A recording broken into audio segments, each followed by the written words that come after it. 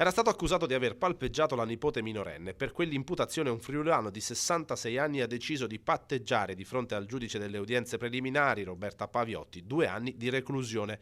La stessa pena è stata sospesa, ma entro un anno dal passaggio in giudicato dalla sentenza, l'uomo dovrà completare il percorso previsto dalla legge per i condannati per i reati di violenza di genere. Il tutto era successo il 30 marzo 2023, quando, secondo l'accusa, l'uomo aveva approfittato dell'assenza dall'azienda di famiglia di sua moglie e del cognato, padre della ragazza. Una volta avvicinata la nipote, all'epoca dei fatti sedicenne, aveva velocemente messo la mano sul suo seno, ma si era dovuto fermare subito per via del ritorno del padre della giovane, che inaspettatamente aveva fatto rientro in azienda. L'adolescente, in lacrime il giorno successivo, aveva raccontato l'accaduto e del comportamento dello zio con la madre, che ha denunciato subito tutto alle autorità.